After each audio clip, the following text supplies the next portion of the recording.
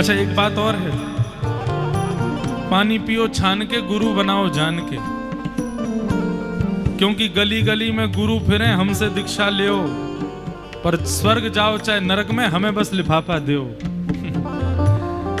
एक प्रसंग सुनाऊं, मैं दीक्षा नहीं देता महाराज जी, अधिकार पूर्ण है, पिताजी भी खूब कहते हैं, कई आचार्यों की भी आगे, पर मेरे चित्त से भाव ही नहीं आता।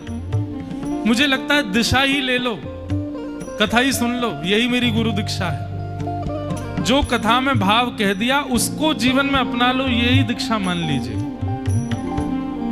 एक प्रसंग आता है महाराज जी की, श्रीमद् वल्लभाचार्य जी महाराज एक बार कहीं जा रहे थे, तो उनको वन में एक विशाल अजगर मिला और उस अजगर के ऊपर असंख्य कीड़े मकोड़े चढ़े हुए थे, सब उसके मांस को चुन चुन के खा रहे थे। तो महाप्रभु जी को इतनी दया आई, इतनी दया आई, तुरंत अपना आसन बिछाया, बैठ गए और अपने संपूर्ण जीवन के भजन बल से उस अजगर को मुक्त करने का संकल्प लेने लगे। तो वर्णन आता, ठाकुर जी प्रकट हो गए वहां पर। ठाकुर जी बोले क्या कर रहे हो? बोले नाथ मुझसे देखा नहीं जा रहा, इतनी पीड़ा में है, मैं अपने जीवन के सारे भजन बल से इसको मुक्त कर दूंगा, मैं अपना सारा बल इसको दे देता हूं कि ताकि ये स्वच्छंदता से विचरण करे, ये कीड़े मकोड़े इसको मार रहे हैं, खा रहे हैं, मुझसे देखा नहीं जा रहा। ठाकुर जी कहते हैं, बोले तुमको पता है ये कौन है? बोले कौन है? बोले अजगर जो है ये पूर्व जन्म में एक गुरु जी थे, और ये जितने भी कीड़े मकोड़े इनको खा रहे हैं, ये सब इनके चेला हैं। तो बोली ऐसा क्यों हुआ? बोले देखो, गुरु जीवन में होना चाहिए, शिष्य भी जीवन में बने, पर यहां पर इन दोनों की प्रवृत्ति अलग थी। गुरु केवल इसलिए शिष्य बना रहा था ताकि शिष्य उसके मठ मंदिर बनवा सकें, उसकी झोली भर सकें, उसकी जेब भर सकें, उसके बैंक में खूब सारा दान कर। उस समय तो बैंक नहीं होती होगी, पर ठाकुर जी ने आशय बताया कि ये केवल इसलिए शिष्य बना रहा था ताकि लोगों को पता चले इसके इतने शिष्य, ताकि इसको खूब दक्षिणा मिल सके, खूब धन मिल सके। अपने शिष्यों का उद्धार करने की भावना नहीं थी। इसलिए इस जन्म में ये अजगर बनकर के इस गति को प्राप्त हुआ। आज इसने जितने शिष्य बनाए थे और उन शिष्यों की सदगति का प्रयास नहीं किया, वही शिष्य बिना सदगति के कीड़े बन गए और आज अपने गुरु को ही खा रहे हैं। इसलिए भैया गुरु दीक्षा ये हंसी मजाक नहीं है, ये खेल नहीं है कि आप कहीं भी ले लो, किसी से भी ले लो, कोई भी दे दे, ये बहुत बड़ी बात है। इसीलिए मैं दिशा पर बिलीव करता हूं, कथा सुनो खूब, क्योंकि भैया मुझे ठाकुर जी पर भरोसा खुद पर नहीं है, शिष्य पर भरोसा है, पर मेरे गुरुत्व पर अभी मुझे नहीं है कि कहीं मेरे मन में लोभ आ गया तो क्या करूंगा? तो अगले जन्म में मुझे भी खा जाओगे सब मिलके। इसलिए मैं भाव रखता हूं कि दिशा ग्रहण करो, लेकिन हां जब लगेगा कि हां अब मुझे नहीं हो सकता कि कोई भाव आकर्षित करे कि हां अब दीक्षा दे सकते हैं, तब देंगे। एक 3-4 दिन पहले महाराज जी एक माता जी आई, उनकी आयु होगी 50-60 वर्ष की, वो बोली कि हमको दीक्षा दे दो महाराज जी। मैंने कि मैया अभी तो मैं दीक्षा नहीं दूं। बोले हम प्रतीक्षा करेंगी। अब मैं उनको देख के कहूं, मैंने कि प्रतीक्षा आप करोगी तो फिर मुझे शमशान आना पड़ेगा दीक्षा देने। क्योंकि कोई भरोसा नहीं है कब तक मन में भाव आए। पर गुरु के अंदर गुण क्या देखो, ध्यान से सुनना। गुरु वही जो हरि से मिलावे, गुरु वही जो संसार निवृत्त करा दे, गुरु वही जो संशय समाधान दिला दे, और गुरु वही जो सब छुड़ा के वृंदावन में बसा दे। वो गुरु है, वो गुरु है जिसकी वाणी, जिसकी उपस्थिति, जिसका स्वरूप, जिसका भाव, जिसके सब कुछ हर भाव से आपको समाधान ही मिलता है, वो गुरु है। और ऐसे गुरु को यदि मन से भी गुरु मान लोगे ना, तो आपकी दीक्षा हो जाएगी। तो किसी एक व्यक्ति को जीवन में ऐसा जरूर रखो जिसकी वाणी आपके लिए अध्यादेश है। उसके आगे हरि भी आकर के कह दें कि ये मत करो, नहीं मेरे गुरु की आज्ञा है, मैं तो करूंगा। हरि भी उसकी वाणी को निरर्थक ना कर सकें। ऐसा विश्वास जिसकी वाणी के प्रति, उसके प्रति गुरु भाव रखो और तब गाओ। खा रहा गोते हूँ मैं भव सिंधु के मझधार में। खा रहा गोते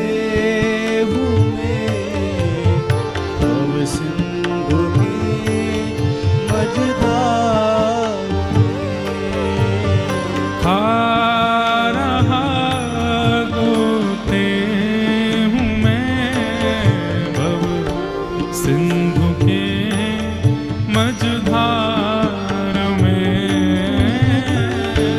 खा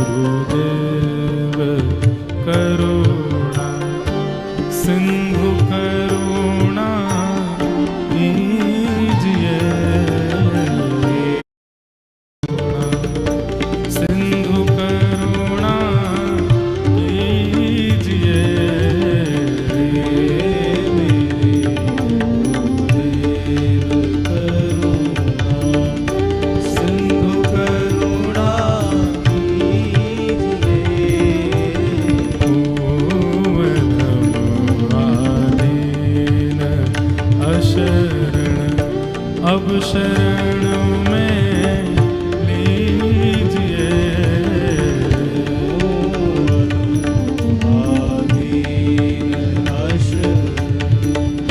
अब शरण में लीजिए। मेरे गुरुदेव करुणा, मेरे गुरुदेव करुणा,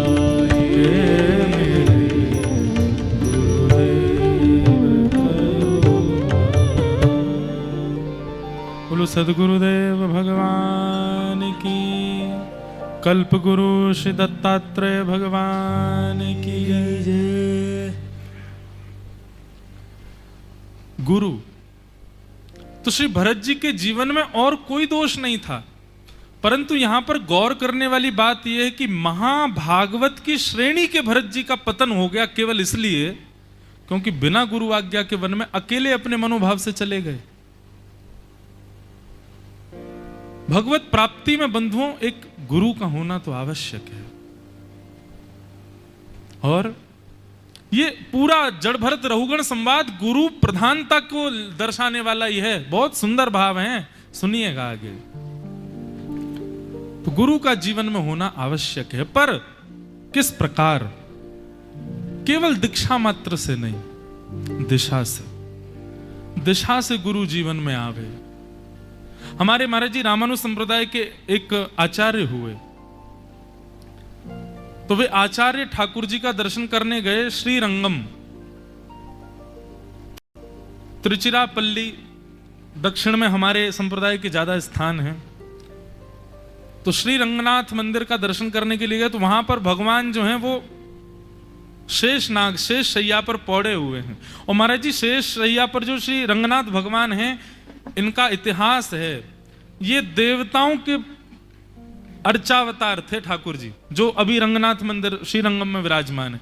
देवता इनकी अर्चना करते थे।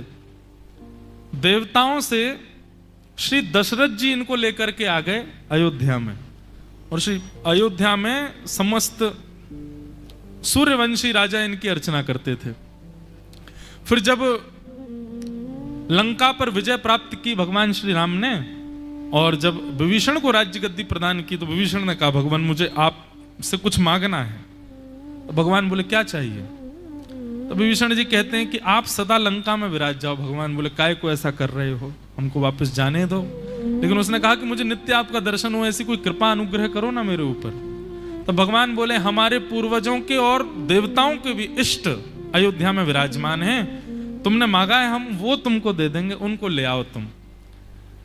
तो श्री विभीषण जी ठाकुर जी को लेकर लंका जा रहे थे, पर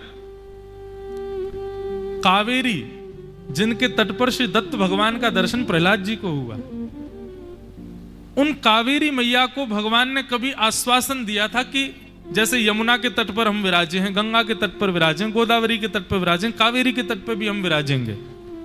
तो कावेरी मैया का यह वचन था कि नाथ आप मेरे तट पर विराजो। जैसे ही विभीषण जी दक्षिण जाने लगे, कावेरी जी पार करने लगे, कावेरी मैया तो उफान भरने लगी। ठाकुर जी ऊपर मूर्तिमंत होकर के शेषनाग पर पौड़े। भगवान बोले चिंता नहीं करो, हम कुछ करते हैं। वरुण देवता से आज्ञा करी। विभीषण को नियम था कि कहीं रखना नहीं हमको, कहीं रोक दोगे तो वहीं रह जाएंगे हम। वरुण देवता से आज्ञा करी, बोले जल्दी से ऐसा कुछ करो कि इसको शंका के लिए जाना पड़े और हमको कहीं छोड़ना पड़े। इतनी तीव्र शंका लगी श्री विभीषण जी को, ठाकुर जी को तुरंत कावेरी के तट पर विराजमान करके, और महाराज दौड़े, लौट करके आए, स्नान ध्यान करके संध्या करके ऊपर पधारे तो ठाकुर जी उठे ही नहीं। भगवान बोले अब तो हम यहीं रहेंगे। विभीषण जी खूब रोए। तो भगवान ने उनको आज्ञा दी, बोले देखो एकमात्र विष्णु मंदिर है जिसका मुख दक्षिण की ओर है। हम तुमको वचन देते हैं कि तुम लंका में अपने भवन के ऊपर अटारी से भी दर्शन करोगे तो तुमको हम दिख जाया करेंगे। तो आज भी श्री रंगनाथ भगवान दक्षिण की ओर मुख करके शेष शैया पर पौड़े। इतना अद्भुत मंदिर है महाराज जी, हमारे वृंदावन के बराबर का पूरा मंदिर है, नगर ही पूरा मंदिर के अंदर विराजमान है। इतना विशाल मंदिर है, हमारे इष्ट हैं श्री रंगनाथ भगवान। तो उनका दर्शन करने के लिए आचार्य गए, और आचार्य ने जैसे दर्शन किया तो दर्शन करके बोले मैं इतनी दूर से आपका दर्शन करने आया हूं और आप जो है आनंद में सुख में पौड़े हुए हो। अरे ठाकुर जी कम से कम उठ के बैठ जाओ, उठ के बैठ के नेक मुझे हृदय से तो लगाओ। ठाकुर जी नहीं उठे, ठाकुर जी तो मूर्तिमंत हैं। तो ऐसा वर्णन आता है कि उन्होंने अपने पूर्व के आचार्यों का नाम लिया, अपने गुरुजनों का नाम लिया। बोले मेरे गुरुजन तो कहते हैं कि आप इतने इतने कृपालु हैं, मेरे आदि गुरु तो कहते हैं आपने इतनी कृपा करते हो, मेरे आदि आदि गुरु तो कहते हैं कि आप इतने दयालु हैं। मेरे गुरुजनों की बात निरर्थक हो रही है, आप तो परम निष्ठुर हैं, अभी भी लेटे हुए हैं। गुरुजनों का नाम लेते ही जैसे उन्होंने कहा कि मेरे गुरु पर गुरु तो ऐसा कहते थे, आप इतने दयालु, आप तो ऐसे लीला करते हो, पर आप तो मूर्तिवंत होकर पड़े। तो गुरु का नाम लेते ही ठाकुर जी उठ करके बैठ गए, और बैठ करके उनको बाहर से उठा के अपनी गोद में बिठा लिया। कहीं गुरु की आज्ञा निरर्थक ना हो जाए और गुरु आज्ञा पर किसी को संशय ना हो जाए, इसलिए ठाकुर जी अपनी स्थिति से निकल करके आए और उनको अपनी गोद में ले लिया। ये गुरु आज्ञा की प्रधानता होती है। ठाकुर जी भी कभी ऐसा प्रयास नहीं करते कि गुरु कोई आज्ञा कर दे और शिष्य विश्वास के साथ उसका पालन करे। तो ठाकुर जी पूर्ण जिम्मेवारी रखते हैं कि उसकी गुरु की आज्ञा का पालन जो शिष्य कर रहा है उसमें कोई व्यवधान ना आवे। नहीं तो गुरु प्रधान नहीं है, व्यक्ति विशेष प्रधान नहीं है, गुरु पदवी और गुरु से निकला हुआ आज्ञा वो प्रधान है।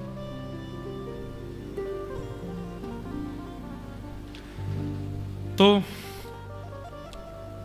श्री भरत जी महाराज ने बिना किसी गुरु की आज्ञा के और निकल गए, वन में गए। वन में जाकर के हिरण के बालक में इतना मोह हो गया कि अब उसी को ही देख करके जीते हैं, उसी के साथ ही रहते हैं, उसी के साथ सब क्रिया, उसके बिना अब उनका मन नहीं लगा। भजन तो छूट ही गया पूरा। एक दिन हिरणों का झुंड आया भरत जी की कुटिया के पास। भरत जी अस्वस्थ हो गए थे, वृद्धावस्था आ गई है, लेटे हुए थे। लेटे लेटे हिरण के उस बालक, वो भी बड़ा हो चुका है, उसको सहला रहे थे। जैसे ही हिरणों का झुंड आया और उस नन्हे से बालक ने जैसे ही उस झुंड को देखा, खड़ा हो गया। भरत जी महाराज बोले अरे क्या हुआ, कहां जा रहे हो? धीरे धीरे वो उस झुंड की ओर जाने लगा और जैसे ही झुंड में असंख्य हिरणों को देखा उसको समझ आ गया, अरे मेरा परिवार ये नहीं है, मेरा परिवार तो ये झुंड है, ये हिरण मेरे परिवार हैं। और भरत जी को अकेला छोड़ करके वो जीव, वो हिरण झुंड में जाकर के मिल गया और जंगल में कहीं भाग गया, कभी लौट करके नहीं आया। भरत जी दिनों दिन तक उसका इंतजार करते रहे, अन्न जल सब छोड़ दिया, रो रो करके बेहाल हो गए, इतनी आसक्ति हो गई उसमें। और ये आसक्ति का कारण ही केवल इसलिए हुआ क्योंकि किसी गुरु की मोहर नहीं थी उनके नियम के ऊपर। कितनी बड़ी बात यहां भागवत जी में समझाई जा रही है। आप सामान्य सी भी क्रिया करते हैं ना, तो आज्ञा की प्रतीक्षा करो, क्योंकि आप में बल नहीं है किसी सेवा को पूर्ण करने का। गुरु हस्ताक्षर कर देते हैं जब उस सेवा पर, तब वो आपको सामर्थ्य मिलती है करने की।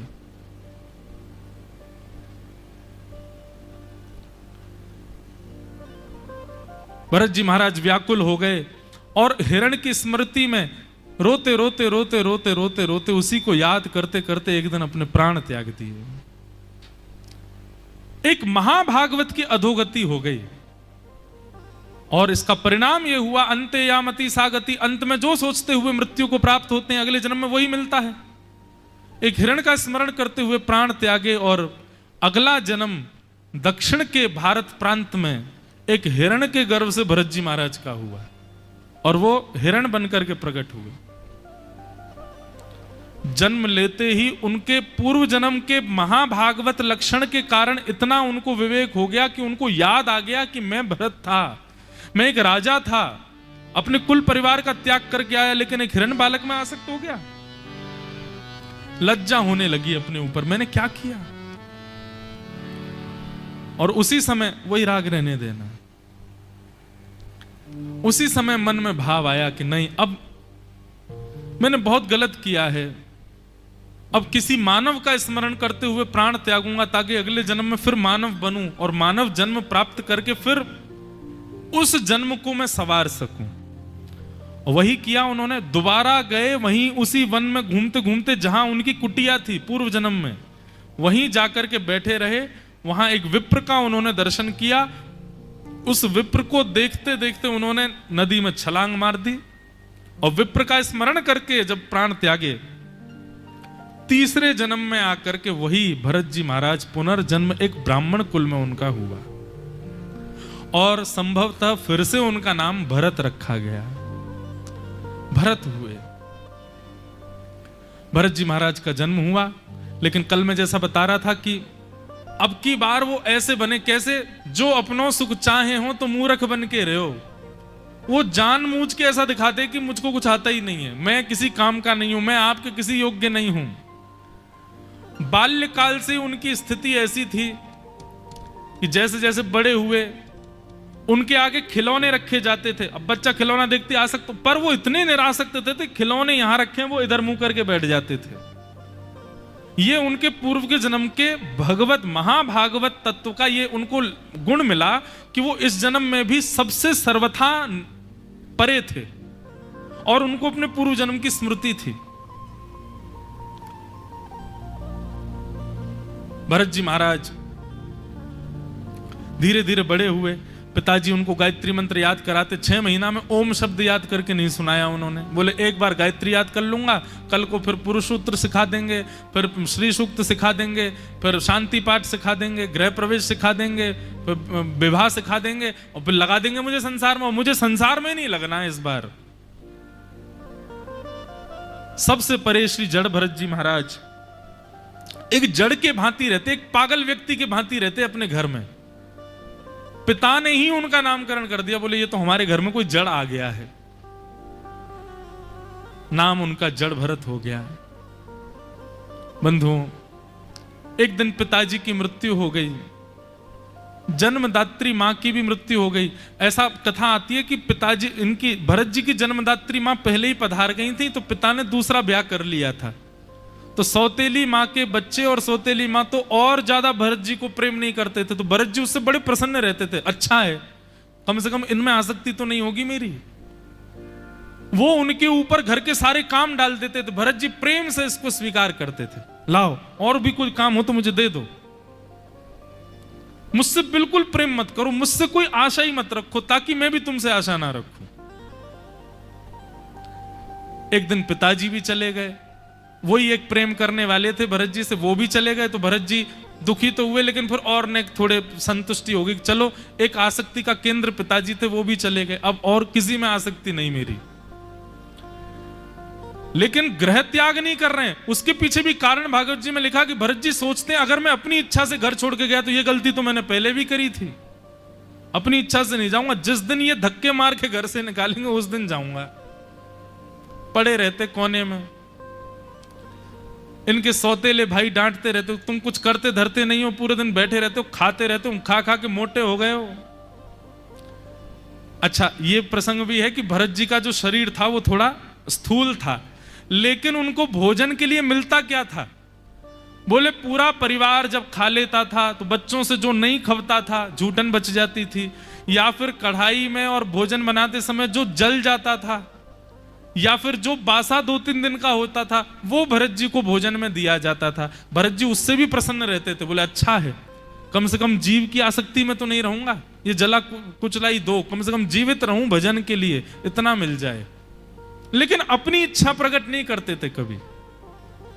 बड़ा निष्किंचन स्वरूप बताया श्री भरत जी महाराज का। एक दिन उनके भैया आए और भैया आकर के बोले पूरे दिन पड़े रहते हो, करते धरते कुछ नहीं, तुम्हारे लिए काम ढूंढ के लाया हूं मैं और तुमको करना पड़ेगा। भरत जी बोले आज्ञा करें भैया। बोले एक खेत की रखवाली करनी है, कोई जानवर खाए ना उसको, जाओ जो आज्ञा। चले गए खेत पर जाकर के बैठ गए। अब वहां अनाज लगा था जो भी जीव जंतु खा जाते हैं। भरत जी महाराज बैठे थे तो भरत जी को देख के जीव सब बाहर से भयभीत होकर के लौट रहे थे। बोले इनको यदि मुझसे भय लगा, अगर मैंने इनको अभयदान नहीं दिया तो मुझे भगवत प्राप्ति नहीं हो पाएगी।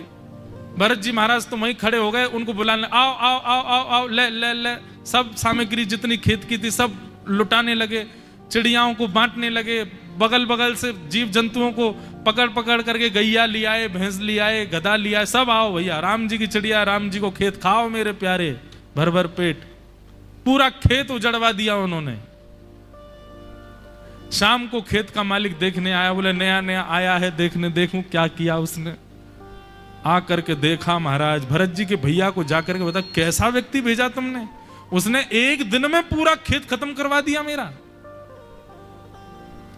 भरत जी महाराज शाम को लौट करके आए, भाई ने खूब मारा, सहन कर गए और कहा तू किसी काम का नहीं है, पिता हमारे ऊपर तुझको छोड़ करके चले गए और तू तो हमारा सगा भाई भी नहीं है, सौतेली मां का पुत्र है, इसलिए हमने निर्णय लिया है अब हम तुझे नहीं रख सकते घर पर, तू कहीं और जाकर के अपनी व्यवस्था कर ले। भरत जी महाराज बोले इसी की प्रतीक्षा कर रहा था कि आप आज्ञा कर दो। भरत जी महाराज जान, एक कथा और बीच में आ जाती है कि एक बार उनको भेजा गया कि कहीं गड्ढा करना था, मेड़ बनानी थी खेत में, मेड़ समझते हैं, पानी इधर का उधर ना जाए उसके लिए मेड़ बनती खेतों में। तो उसके प्रति कथा आती महाराज जी की मेड़ बनाने की आज्ञा जब दी तो मेड़ के लिए क्या करते हैं, अगल बगल की मिट्टियां खोद के बीच में ऐसे पहाड़ जैसे बनाते हैं। तो इतनी खुदाई कर दी कि सुरंग बन गई नीचे, एक तरफ पहाड़ खड़ा हो गया और एक तरफ सुरंग बन गई नीचे। खेत के व्यक्ति ने आकर के कहा बोले तुमसे नहीं होगा, तुम चले जाओ। बोले मैं तो चाह ही रहा था, मैं किसी लायक हुई नहीं, क्यों करवा रहे हो मुझसे। भरत जी महाराज को घर से निकाल दिया। भरत जी बड़े प्रसन्न, अपनी इच्छा से कुछ नहीं करना मुझको, अपनी इच्छा तो मेरी है ही नहीं है। भगवत प्राप्ति के लिए कैसी तत्परता श्री भरत जी के चित्त में। भरत जी महाराज चले गए, एक खेत में जाकर के रात्रि हो गई, सो गए। पास के गांव में कुछ कोल भील और आदिवासी अपनी कुल देवी को प्रसन्न करने के लिए एक नर की बलि चढ़ा रहे थे, एक नर की बलि कर रहे थे। अब नर की बलि करते समय उसको भोजन पानी कराते, नहला धुला के नए कपड़े पहना रहे थे। पता नहीं कैसे उसका हाथ खुल गया और वो वहां से भाग गया। अब वो भागा, उसके सारे पीछे सारे कोलबील भागे, आदिवासी भागे। अब वो तो पकड़ में आया नहीं, जिस खेत में होके भागा उसमें भरत जी सो रहे थे। आदिवासी जाकर के भरत जी से टकरा के सब गिर गए। सबने देखा प्रकाश करके तो मोटे ताजे भरत जी लेटे हैं। बोले कि सुनो, वो बलि तो भाग गई, ये बलि बढ़िया है, इसका तो अंग भी बड़ा है, देवी और प्रसन्न हो जाएगी। अच्छा महाराज जी, एक प्रसंग और भाव कहूं, भरत जी को भोजन में कोई बढ़िया सामग्री तो मिलती नहीं थी, फिर वो मोटे कैसे हो गए? उनका शरीर स्थूल कैसे था? तो हमारे शास्त्र आज्ञा करते हैं कि सर्पा पिबन्ति पवनम न चदुर्वलास्ते शुष्कै तृणैवन गजावलिनो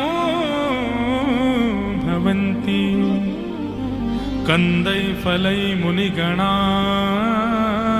रमयन्ति काल संतोष एव पुरुषस्य परम निदानम्। जितने भी मोटे लोग बैठे खुश हो जाओ, वैसे तो यहां सब पतले पतले ही हैं लेकिन शास्त्र आज्ञा करते हैं सर्पा पिबन्ति पवनम न चतुर्वलास्ते। सर्पों में सबसे ज्यादा बलवान होता अजगर। वो अजगर सबसे कम भोजन करता है। क्या पीता है? बोले पवन पी करके रहता है। सर्पा पिबन्ति पवनम न चतुर्वलास्ते। वो दुर्बल नहीं होता, उससे ज्यादा शक्ति किसी सर्प में नहीं होती।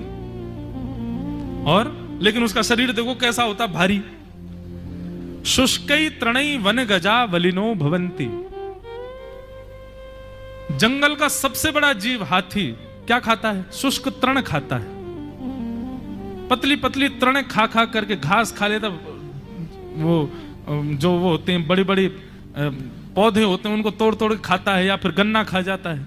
उसका शरीर देखो। वन के राजा अगर शेर गलती से उसके नीचे आ जाए तो चटनी बन जाए, इतना विशाल होता है। शुष्क तृण खाने वाला, हवा पीने वाले ये जानवर कैसे होते हैं? और फिर तीसरा क्या कहा? कंदई फलई मुनि गणा रमयंती काल। कंद मूल फल खाकर के अधिकतर अपना जीवन व्यय करने वाले मुनियों को देखो, संतों को देखो। हमारे महाराज जी को छोड़ दो, आपको नहीं महाराज, हमारे वृंदावन के संतों को देखो। आप कैसे रहते हैं? धाम धुल्ला से घूमे सबरे, कितने बढ़िया लगते, मोटे ताजे। हमें ही देख लो, हमसे ज्यादा हमारे पतरे पतरे लोग खाते हैं। हम आधी रोटी खाता हूं, आधी रोटी लेकिन देखो शरीर बढ़ता जा रहा है, पानी भी लग रहा है, हवा भी लग रही है। तब यहां पर एक बात कहते हैं, बोले कि शरीर का स्थूल होने का कई बार कारण भोजन नहीं होता। तो बोले संतोष एव पुरुषः परमम निधानम। जो व्यक्ति परम संतोषी होता है, जो महासंतोषी होता है, ऐसा व्यक्ति वो जल भी पीता है ना, तो जल भी पूर्ण पोषक तत्व का काम करता है उसके लिए। उसको हवा भी लगती है, उसको जल भी लग जाता है। और असंतोषी व्यक्ति 20 रोटी खा जाए फिर भी उसके शरीर को लगने वाली नहीं है, वो शुष्क ही रहेगा। तो श्री भरत जी महाराज के लिए ये बात आई, उनका शरीर स्थूल क्यों था? संतोषी थे, परम संतोषी। खाने के लिए उनको जला कुजरा मिलता था, लेकिन फिर भी संतोषी, इतना संतोष करते थे कि वो संतोष ही उनके स्वरूप को बना रहा था। तो कोल भीलों ने भरत जी को देखा और भरत जी को पकड़ करके ले गए महाराज। भरत जी तो आनंद में, कहीं ले जाओ उनको। तो भरत जी को पकड़ करके ले गए, नदी में स्नान कराया। भरत जी बोले आहा वारे कन्हैया, तेरी लीला बड़ी अपरंपार है। कहां तो नालों में स्नान करने को मिलता मुझे, पर आज तो तूने कितने सारे गण भेजे मुझको नदी में स्नान कराने के लिए। कल जैसे इतने सारे गण मुझे नवा रहे थे वहां। महाराज जी ने पहले तो पंचामृत अभिषेक किया, और फिर पंचामृत अभिषेक धुला कैसे, मेरे को तो पता ही नहीं था ये होगा। चारों तरफ से महाराज ऐसी बौछार, मूसलाधार बारिश। परम कल इतना सुख मिला, कल ऐसा लग रहा था कि दत्त धाम की सहचरियां ठाकुर जी को सुख करा रही हैं। महाराज जी थोड़ा हमारे लाला के प्रति थोड़ा वैसा भाव रखना पड़ता है ना, बाल्य भाव। इसलिए कभी कभी संकोचवश में कुछ क्रिया तो ठाकुर जी के संग कर नहीं पाता, नहीं तो कल मन ही नहीं हो रहा था निकलने का, ऐसा लग रहा है बस ये चलता रहे नौका विहार। आपकी तरफ जब नौका भेजता था तो मैं वियोग में आता था कि लाल जी महाराज जी के पास चले गए, और आप जब मेरी तरफ नौका देते तो ऐसा लगता आहा मेरे लाल जी पुनः मेरे पास आ गए। संयोग वियोग दोनों चल रहा था। और कल एक लीला और हुई, आपको नहीं पता। कल लाल जी को स्नान करा करके हम कक्ष में ले जा रहे महाराज जी संग। महाराज जी बोले एक बार दत्त भगवान को दर्शन करा दो। मैंने कहा हाँ महाराज जी चलो। दत्त भगवान के सामने गए तो वहां महाराज जी ने एक वस्त्र रख दिया, बोले इस पर लाल जी को विराजमान कर दो। मैंने विराजमान किया, महाराज जी लाल जी को लेके भीतर गए और बोले भाई अब तो लाल जी नहीं मिलने वाले। और लाल जी को भीतर ले गए। मैंने की भैया अवधूत के उपासक हैं, ये तो क्या पता सत्ती कर दें, ले ही जाएं लाल जी को। और फिर दत्त प्रभु के पास जाकर के श्री ठाकुर जी विराजे। कल महाराज जी एकादशी थी और कल बड़ी विशेष एकादशी। कल के दिन ठाकुर जी को शीतल वस्तु देना प्रारंभ करते हैं सेवा में। कल के दिन से ऐसा, इस एकादशी से गर्मी बढ़ती है तो ठाकुर जी को अब शीतल शीतल वस्तुएं देना प्रारंभ करते हैं। ठाकुर जी को जल अभिषेक करना, ठाकुर जी को ठंडी वस्तुओं का भोग लगाना, ठाकुर जी को ठंडे फलों के जूस पिलाना आदि, ये सब कल से प्रारंभ हो जाता। फुब्बारे लगाना मंदिरों में। कल श्रीमद् वल्लभाचार्य जी की जयंती उत्सव था और उस उत्सव का इतना सुख, कल ऐसा लग रहा था मानो महाप्रभु श्री वल्लभाचार्य जी भी बड़े प्रसन्न हो रहे होंगे लाल जी के नौका विहार को देख के। वो नौका भी नौका सी नहीं, हंस ही लग रहा था कि हंस ही पधारा हो ठाकुर जी को सुख देने। और कल आप भी कोई महापुरुष नहीं, कल आप भी गोपी ही लग रहे थे, ठाकुर जी को सुख दे रहे हैं। ऐसे सहचरी भाव से कल सब बहुत सुख मिला। सब यहाँ के निवासी, हमारे ब्राह्मण देवता, चारों वेद पाठी महाराज जी, यहाँ की सब माताएं बहनें इतना सुख कल लाल जी को दे रहे थे। बहुत बहुत सुख मिल रहा था। जो भरा होता है ना वही उड़ेल सकता है, और जिसके पास कुछ नहीं वो उड़ेलेगा क्या। दत्त धाम के जितने भी वैष्णव है ना, इनका घट इतना भरा हुआ है कि बस उससे रस ही रस निकलता है और कुछ नहीं है। और जितना निकलता उतना और भर जाता है। इसलिए आप सबको बारंबार प्रणाम है, इतना सुख दिया, इतना सब आनंद कराया।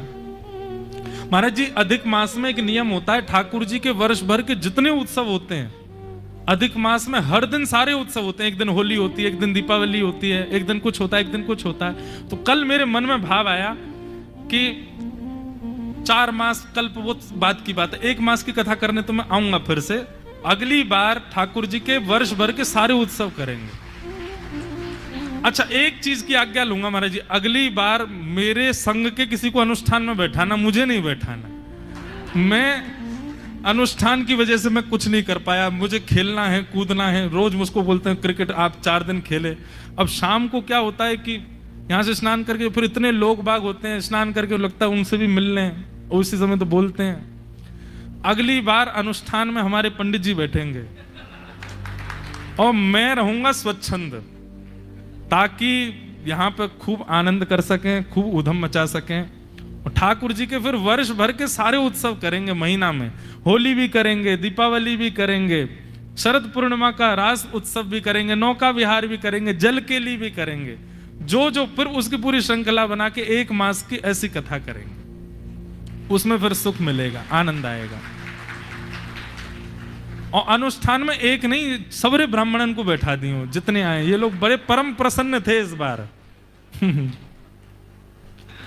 तो बोलो वृंदावन बिहारी लाल की।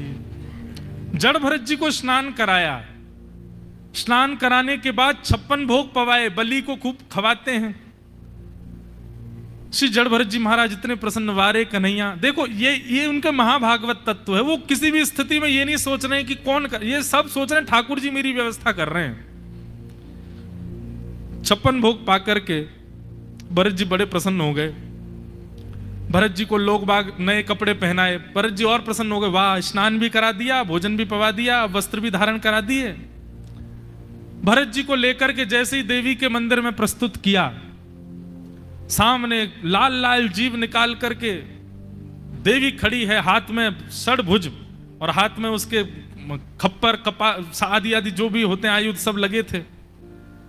भरत जी महाराज उनको देख करके भी यही सोच रहे हैं, आहा ठाकुर जी कितना सुंदर रूप है आपका, थोड़े भयावह से लग रहे हो लेकिन फिर भी सुंदर लग रहे हो, बड़े प्यारे लग रहे हो सकता है इस गांव में आपकी अर्चना का ये रूप हो, यहां पर इस रूप में किसी को आपने आनंद दिया होगा, आपको मैं प्रणाम करता हूं। जैसे प्रणाम करके उन्होंने पुनः देखा तो सामने से एक तलवार को एक कोलभील उठा रहा था, उसको पहना रहा था।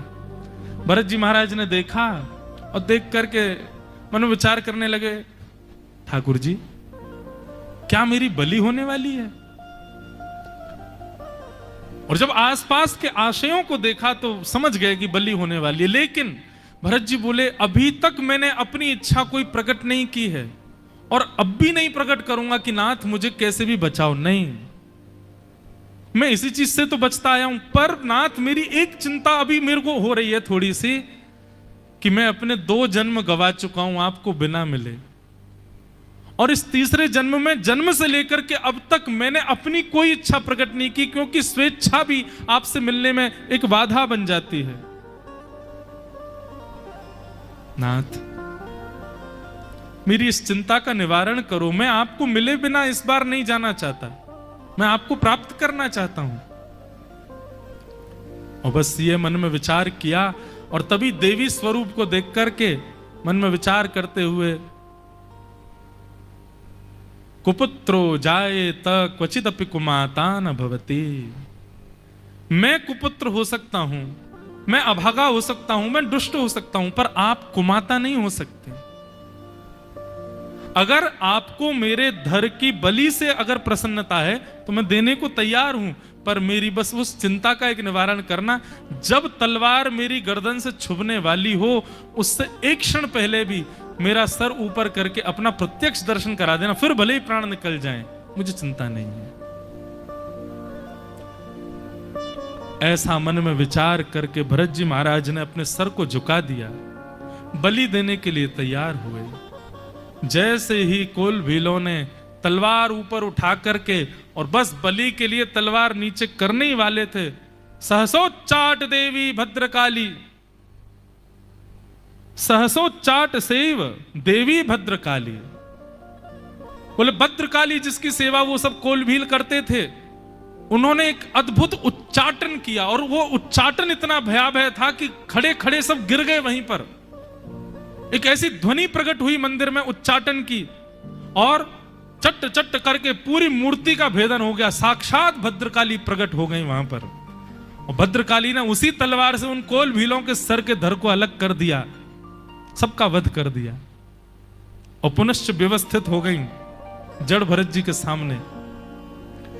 जड़ भरत जी नीचे नजर करके और नीचे गर्दन करके अभी भी लेटे हैं, विचार कर रहे हैं, इतनी देर हो गई मेरा गर्दन काट नहीं रहे ये लोग। ऊपर उठ करके देखा तो बिना धर के लोगों का शव पड़ा है, और सामने विशाल विकराल भयावह स्वरूप भद्रकाली का खड़ा है। श्वास ले रही है, तीव्र श्वास चल रही है, ये प्रचंड उनके नेत्र हैं, प्रचंड उनके केश हैं। दर्शन करके भरत जी महाराज चरणों में गिर गए, बोले जय हो ठाकुर जी, आपके स्वरूप की बार बार बलियां लूं, बार बार वंदन करूं। सिंधु सौवीर देश, सिंधु नदी के तट पर जाकर के भरत जी महाराज बैठे थे, सिंधु नदी के कलरव का दर्शन कर रहे थे। बस परम अवधूत स्थिति है भरत जी की। उस सिंधु सौवीर देश का एक राजा था, उसका नाम था रहुगण। वो रहुगण राजा बहुत अच्छा था, नित्य कपिल मुनि के आश्रम जाया करता था सत्संग श्रवण करने के लिए। आज सत्संग श्रवण करने के लिए जैसे ही अपने भवन से निकला तो पालकी में बैठ करके जाता था। पालकी में बैठने लगा तो कहारों ने वंदन करते हुए कहा, महाराज क्षमा करें, आज आप सत्संग में नहीं जा पाएंगे। क्यों? बोले एक कहार आया नहीं है, बीमार हो गया है। वो दुर्बल है। हम 3 ही हैं और 3 लोगों से पालकी नहीं उठेगी। अब यहां पर दर्शन कीजिएगा, सत्संगी तो है पर सत्संग उसके भेष में दिखता नहीं है। रहुगण का आज्ञा क्या करता है? बोले या तो उसको पकड़ करके लाओ, बोले अस्वस्थ है तो क्या हो गया, सेवा तो करनी पड़ेगी। और यदि इतना अस्वस्थ है कि आ ही नहीं सकता तो राह चलते हुए किसी को भी पकड़ के लाओ। अरे अगर तू सत्संगी है, पालकी नहीं चल रही तो फिर पैदल ही चला जा। लेकिन नहीं, जाऊंगा मैं पालकी में। ये सत्संग सुनने वाले लोग लेकिन जीवन में न अप्लाई करने वाले लोगों का लक्षण है। वो व्यवस्था के बिना सत्संग स्वीकार नहीं करते। लेकिन आप लोग कितने बढ़िया हैं, कितने अच्छे हैं। यहां हर प्रकार की व्यवस्था को आप सिर माथे लगा करके, सब नियम भी हैं तो भी आप पालन करते हुए यहां रह रहे हैं, कथा सुन रहे हैं। मुझे बहुत सुख मिलता है आपका ये भाव देख करके।